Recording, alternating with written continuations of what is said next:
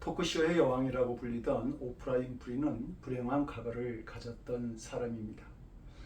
그녀는 작은 시골 마을에서 사생아로 태어나서 9살 때에 삼촌에게 처음으로 성폭행 당한 뒤로 몇 명의 친척들과 주변인들에게 성폭행을 당하게 됩니다.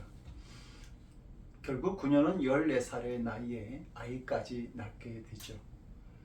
그 후 마약과 비만으로 큰 고통을 당하게 되지만 그녀는 이 모든 악조건을 극복하고 미국을 움직이는 가장 영향력 있는 백인 중에 1위로 선정되기도 했습니다.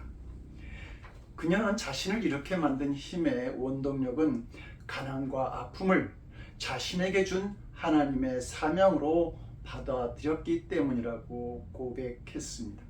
그녀는 성경을 읽으면서 미디안 광야에 있던 모세를 자신의 롤 모델로 삼았다고 합니다. 이것이 사명이라고 하는 그녀의 자서전에서 그녀는 4가지 사명을 말합니다. 첫째, 남보다 더 많이 가졌다라고 하는 것은 축복이 아니라 사명이다. 둘째, 남보다 아파하는 것이 있다고 한다면 그것은 고통이 아니라 사명이다. 아파 본 사람만이 아픔을 겪는 사람에게 봉사할 수 있기 때문이다. 셋째, 남보다 설레는 꿈을 가지고 있다면 그것은 망상이 아니라 사명이다. 넷째, 남보다 부담되는 어떤 것이 있다면 그것은 사명이다. 성도 여러분, 이 의무, 책임을 뛰어넘는 사명은 힘이 있습니다. 위대한 일을 만들어냅니다. 만약 하나님께서 어느 날 우리들을 찾아오셔서 사랑하는 자녀들아, 내가 너를 더 이상 세상에 살게 해야 될 이유가 무엇이냐 이렇게 물으신다면 여러분들은 무엇이라고 대답하시겠습니까? 아프리카 선교사 리빙스톤은 사명을 다하기 전에는 결코 죽지 않는다라고 말했습니다. 사명이 끝나야 죽는다. 비전을 이루기 전에는 결코 죽을 수 없다라고 대답한 것이죠. 그래서 신약 성경 27권 중에 반을 썼던 사도 바울은 고백합니다.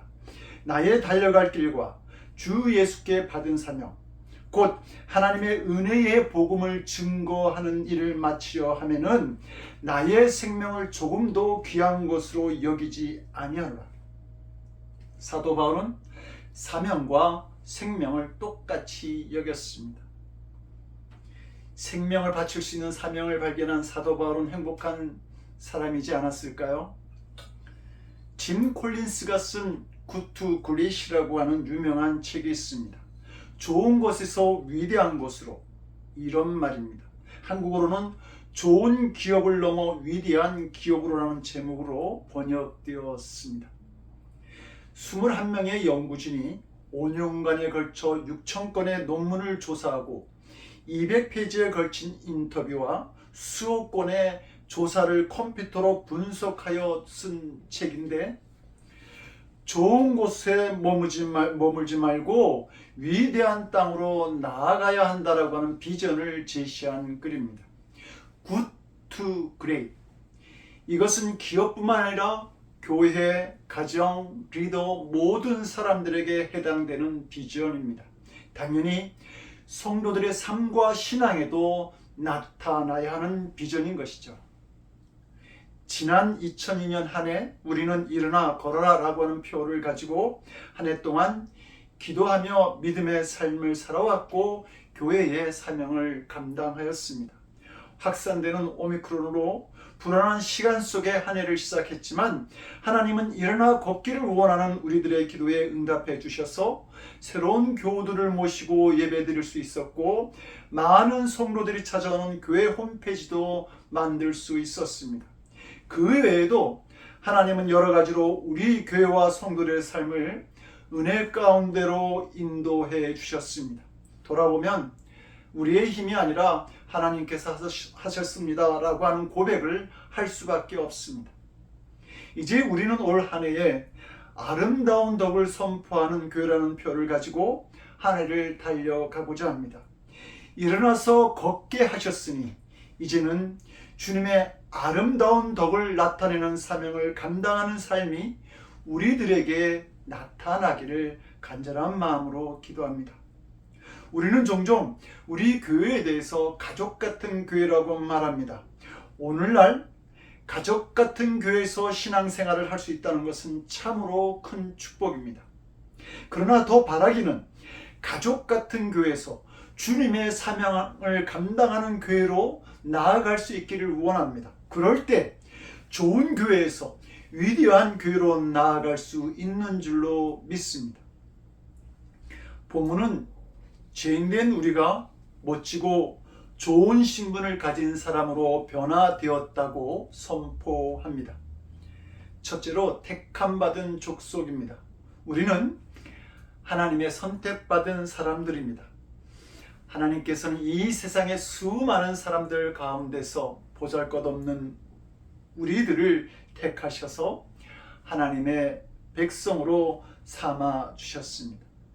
그래서 예수님은 요한복음 15장 16절에서 말씀합니다. 너희가 나를 택한 것이 아니요 내가 너희를 택하여 세웠나니. 이는 너희로 가서 열매를 맺게 하고 또 너희 열매가 항상 있게 하여 내 이름으로 아버지께 무엇을 구하든지 다 받게 하려 함이라. 오직 주의 은혜일 뿐입니다. 우리가 택함받은 것은 무슨 자격이나 공로가 있어서가 아닙니다.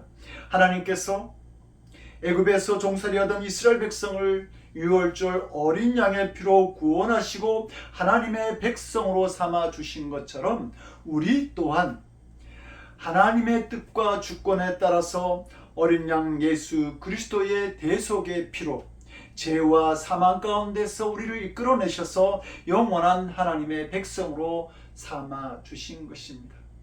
그래서 에베소서 1장 4절은 창세전에 그리스도 안에서 우리를 택하셨다 이렇게 증언합니다. 두 번째로 우리는 왕같은 제사장입니다. 구약을 보면 성전에는 제사장만이 들어갈 수 있었습니다.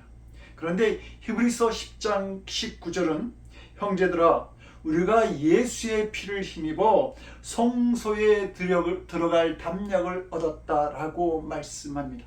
우리가 제사장이 됐다는 말입니다.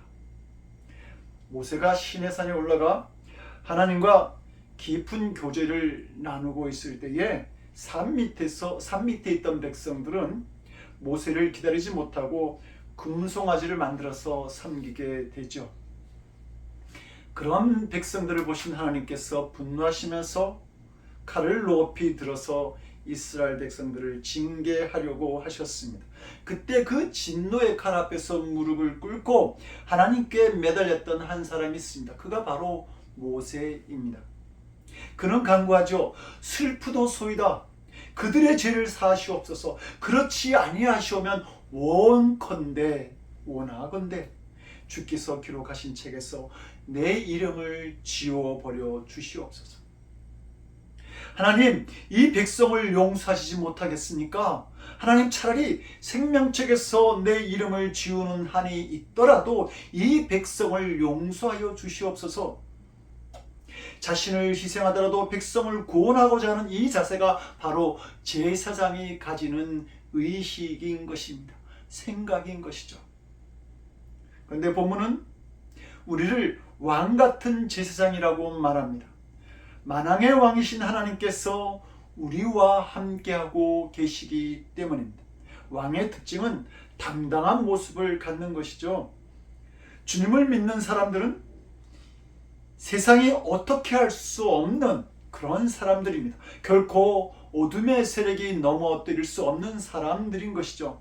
예수님께서 너희가 환난을 당하나 담대하라 내가 세상을 이기었노라고 말씀하신 것처럼 환난을 당하지만 두려워하지 아니하고 왕이신 예수님의 이름으로 세상을 이기는 사람들, 그 사람들이 바로 우리들입니다. 세 번째로는 거룩한 나라입니다. 나라라고 하는 말은 같은 생각과 같은 관습을 가지고 있다라고 하는 말입니다.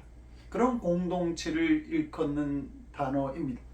그런데 성도는 어떤 관습을 가지고 있느냐 하면 거룩한 습성을 가지고 있습니다. 여기서 사용된 거룩하다라고 하는 헬라어 하기오스는 두려운 것이라고 하는 뜻을 가지고 있습니다. 바로 하나님의 속성입니다. 하나님은 두려워해야 할 뿐으로 함부로 가까이 할 수 없다라고 하는 것이죠. 성경은 성도된 우리에 대해서 말하기를 오직 너희를 부르신 거룩한 이처럼 너희도 모든 행실에 거룩한 자가 되라, 이렇게 말합니다. 성도는 거룩함을 가지고 살아가는 사람들입니다. 세상이 함부로 할 수 없는 존재라는 말입니다. 그런데 우리는 맛을 잃은 소금이 되지는 않았습니까? 거룩을 잃어버려서 사람들에게 밟히는 존재가 되지는 않았는지요? 사탄은 우리가 거룩을 상실한 잃어버린 존재로 살아가기를 원합니다. 우습게 여겨지기를 원하는 것이죠. 사탄은 광야에서 기도하시는 예수님조차 우습게 여기면서 시험하였습니다. 십자가를 지시는 예수님에게 침을 뱉고 조롱하였습니다. 그러나 예수님은 의연하게 이 시험들을 대하심으로써 자신의 사명을 끝까지 다 감당하셨습니다. 예수님조차 시험하고 조롱한 이 사탄의 유혹과 권세에서 우리는 담대함을 잃지 말아야 합니다. 예수님은 세상을 이기셨습니다. 우리 안에 그 예수님이 언제나 함께하고 계시기 때문입니다. 이 믿음에 대한 확신을 가지고 살아가심으로 인해서 거룩함을 잃지 말아야 합니다. 세상이 함부로 할 수 없는 성도의 삶을 살아가야 합니다. 네 번째로, 우리는 하나님의 소유가 된 백성입니다. 우리는 예수님이 자신의 피를 값으로 지불하셔서 우리를 사심으로 자신의 소유로 삼으신 하나님의 백성입니다. 예수님을 믿는 사람들은 자신이 누구인지, 자신이 누구의 소유인지를 아는 사람들이라 말할 수 있습니다. 오늘 현대인들은 자신이 누구의 소유가 되었다고 하는 사실을 굉장히 싫어합니다. 모두가 자신이 인생의 주인이라고 생각하기 때문이죠. 근데 성도 여러분, 우리의 인생은 자신의 것 같지만 실제로는 자신의 것이 아닙니다. 우리가 자신에 대하여 할 수 있는 일이 참 많은 것 같은데 의외로 할 수 있는 일이 참으로 적습니다. 자기 생각과 감정도 스스로 결정하지 못합니다. 자기 인생 같지만 당장 1분 앞에서 벌어질 일도 모릅니다. 예수님은 너희 중에 누가 염려함으로 그 길을 한 자나 더 할 수 있겠느냐라고 물으신 것처럼 자기 자신의 그 몸과 생각, 생활을 이끌어가지 못합니다. 우리는 한계가 있는 자기 인생을 보면서 자신이 자기 인생의 주인이 아님을 알게 됩니다. 우리는 하나님의 것이요, 하나님이 우리의 주인 되심을 고백할 수밖에 없다는 말입니다. 하나님의 백성으로 살아가던 다윗은 자식의 반란으로 인해서 왕의 자리를 잃어버렸습니다. 그러나 그는 왕궁의 침실을 그리워하지 않았습니다. 왕궁의 산의 진미를 그리워하지 않았습니다. 자식에게 쫓겨서 강을 건너고 이골짝 저골짝을 헤매면서도 나를 주 앞에서 쫓아내시 마시고 주의 성령을 거두지 마옵소서라고 기도합니다. 빠른 시간 안에 주의 성전에 나아가 하나님을 예배하는 이 기쁨을 빼앗지 마시옵소서. 하나님이 나를 붙들었다는 이 사실을 내가 잊지 않게 하여 주시옵소서라고 기도하면서 성령 안에, 성전 안에, 예배 안에 하나님 안에 모든 것이 있다라고 하는 사실을 다윗은 고백하였습니다. 이것이 하나님의 소유된 백성들이 하는 고백입니다. 성도 여러분, 그런데 우리도 다윗과 같은 고백을 하지 않습니까? 주 없이 살 수 없네. 주 없이 살 수 없네 죄인의 구주여. 우리는 이렇게 찬송하고 있는 것입니다. 이 고백을 주님께 드릴 때에 내 삶의 주인 되신 하나님께서 나를 통해서 역사하시는 일들을 우리는 보게 됩니다. 성도 여러분, 죄인된 우리들이 택하신 족속이요, 왕같은 제사장들이요, 거룩한 나라요, 그의 소유가 된 백성으로서의 신분의 변화가 일어났습니다. 놀랍고 감사한 일이 아닌지요. 전적으로 우리를 사랑하신 하나님의 은혜입니다. 하나님께서 우리의 신분의 변화를 주신 궁극적 목적은 무엇인지요? 본문은 이 변화를 주신 이유에 대해서 이는 너희를 어두운 데서 불러내어 그의 귀한 빛에 들어가게 하신 이의 아름다운 덕을 선포하게 하려 하심이라. 우리는 우리 자신의 자랑이 아니라 우리에게 새로운 신분을 허락하시면서 놀라운 은혜를 베푸신 하나님을 선포해야 합니다. 초대교회는 하나님을 찬미하며 또 온 백성에게 칭송받는 아름다운 덕을 선포한 교회였습니다. 그리고 주님의 아름다운 덕을 나타내는 사람을 교회의 일꾼으로 삼았습니다. 사도행전 6장 3절은 초대교회 집사를 뽑는 기준을 형제들아 너희 가운데서 성령과 지혜가 충만하여 칭찬받는 사람 7을 택하라, 이렇게 말하고 있습니다. 예수님은 우리를 세상의 빛이라고 말씀하시면서 이같이 너희 빛이 사람 앞에 비치게 하여 그들로 너희 착한 행실을 보고 하늘에 계신 너희 아버지께 영광을 돌리게 하라, 이렇게 말씀하셨습니다. 성도 여러분, 우리 한 사람 한 사람 믿음이 소중하고 행실이 소중합니다. 여호수아 6장을 보게 되면 난공불락의 성 여리고 전투에서 이긴 이스라엘 백성들이 두 번째 전쟁으로 여리고 성보다 훨씬 작은 아이성과의 싸움을 벌이게 되는데 그들은 그 싸움에서 패배하게 됩니다. 예상을 완전히 벗어나서 이스라엘이 그 싸움에서 패한 이유가 있습니다. 바로 아간이라고 하는 한 사람 때문입니다. 그가 하나님의 명령을 어기고 재물을 훔쳤기 때문입니다. 그러나 심판받은 소돔과 고모라의 재앙 가운데서 롯의 일가족이 살아난 것은 아브라함 그 한 사람 때문이었습니다.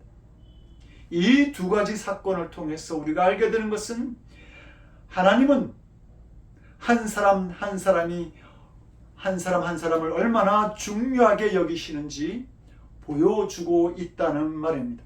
즉, 한 사람이 나라와 민족을 망하게 할 수도 있고 한 사람이 가정과 교회를 살릴 수도 있습니다. 24살 된 한 젊은이가 새벽 기도를 하고 나오다가 교회 앞에서 목사님을 만났습니다. 인사를 한다고 고개를 숙였는데 그냥 윗주머니에 있던 담뱃값이 툭 떨어졌습니다. 창피를 당한 그는 그때부터 담배를 끊겠다고 결심하고 담배가 생각날 때마다 은단을 씹어서 결국 금연에 성공합니다. 그리고 이렇게 기도합니다. 하나님, 나 혼자뿐만 아니라 이 땅의 많은 젊은이들이 담배를 끊을 수 있도록 제가 그 역할을 하겠습니다. 그리고 그는 은단 공장을 세우죠. 동시에 이 세상 모든 사람들의 건강을 돕기 위해서 비타민C를 개발해서 팔기 시작했습니다. 은단 사업에 여러 가지 어려움이 있었지만 그는 하나님께서 나와 우리 가정과 이 땅을 살아가는 사람들을 얼마나 사랑하시는지 어떻게 하면 보여줄 수 있을까? 온 땅을 다니면서 예수님은 여러분을 사랑한다고, 하나님은 여러분들을 소중히 여기신다고, 보물 같은 존재로 여기시고 제사장 된 백성이요 거룩한 나라라고 외치고 다니고 싶었습니다. 그래서 자신의 기업인 은당 광고를 위해서 계약했던 고속도로 광고판에 Jesus Love You라고 하는 글을 써놓게 됩니다. 그 사람이 바로 고려운동을 창업한 조규철 장로입니다. 그 후 은단 사업은 내리막길을 걷게 되지만 하나님은 그 비타민C 사업을 크게 축복하셔서 다시 큰 기업으로 일으켜 세우시게 됩니다. 하나님은 우리가 선포하는 복음을 들고 돌아오는 자들에게 너희가 전에는 백성이 아니더니 이제는 하나님의 백성이요 전에는 국류를 얻지 못하였더니 이제는 국류를 얻은 자의 은혜를 허락해 주십니다. 오늘은 이 남자의 품에서, 내일은 저 남자의 품에서 생계를 이어가던 한 여인이 있었습니다. 몸을 팔던 여인이었습니다. 그녀가 뭇 남성들의 손에 이끌려서 예수님께 개처럼 끌려옵니다. 예수님은 남자들을 다 보내신 다음에 그 여인에게 묻죠. 여인아, 너를 치료하던 자들이 다 어디 갔느냐? 여인이 대답합니다. 없나이다. 성도 여러분, 예수님을 만나면 나를 치료하던 자들, 나를 공격하던 자들이 없어집니다. 나의 저주가 사라지게 되는 것이죠. 그런데 이때 예수님이 말씀하십니다. 나도 너를 정죄하지 아니하노니 가서 다시는 죄를 범죄치 말라. 이 여인은 평생 자신은 창녀로 살아갈 수밖에 없는 운명이라고 생각했습니다. 그러나 예수님은 너는 하나님의 딸로 성녀로 거룩한 여자로 살아갈 수 있다.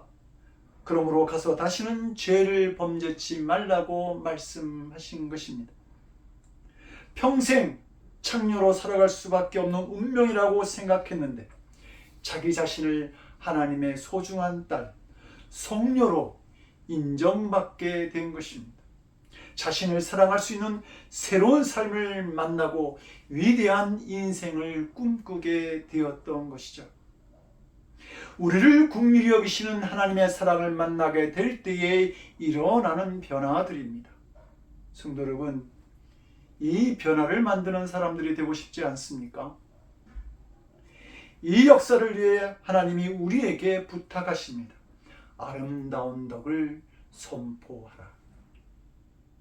올 한 해 우리의 입술과 발걸음을 통해서 또 살아가는 모습을 통해서 우리를 어두운 데서 불러내어 그의 귀한 빛에 들어가게 하신 이의 아름다운 덕을 선포하는 그 사명을 감당하는 사랑하는 성도들 모두가 될 수 있기를 주님의 이름으로 기도드립니다.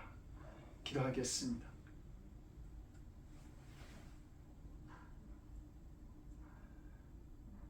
모든 사람이 우리의 구원자 되시는 예수님을 알기 원하시는 주님, 우리의 믿음이 영혼을 구원하는 열매를 맺는 능력이 되게 하여 주시옵소서. 아름다운 덕을 선포하고 주님의 은총과 긍휼을 나타내는 하나님의 백성된 삶을 살아갈 수 있도록 주여 우리를 도와주시옵소서. 이제는 영혼을 구원하는 전도를 위해 이 땅에 오신 우리 주 예수 그리스도의 크신 은혜와 독생자를 십자가의 희생제물로 들이심에 구원의 길을 열어주신 아버지 하나님의 극진하신 사랑하심과 죄 가운데 방황하는 영혼들을 볼 수 있는 눈을 열어주시는 성령님의 감화감동 우리 안에 교통하시고 역사하시는 놀라우신 은총이 불신자들의 영혼을 긍휼히 여기는 마음으로 주님의 아름다운 덕을 나누기를 원하는 거룩한 성도들 머리 위에 한 해 동안 주님의 복음을 전하기를 원하는 늘 푸른 교회 위에 땅끝까지 복음을 나누는 선교사님들 위에 지금으로부터 영원토록 함께하옵시기를 간절히 축원드리옵나이다. 아멘.